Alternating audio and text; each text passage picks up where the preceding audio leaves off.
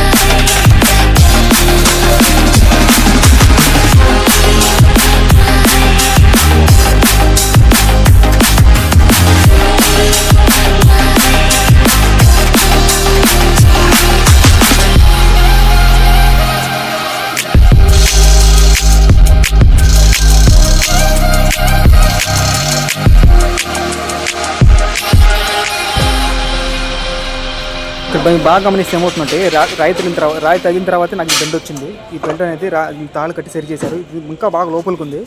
రెండు పక్కల లాగారు. ఆ పక్క లాగింది కూడా స్ట్రైట్ అయిపోయింది. ఇప్పుడు ఈ పక్కది ఉంది. ఈ పక్క కూడా లాగి బాగా కట్టి స్టార్ట్ చేశారు మెల్లగా.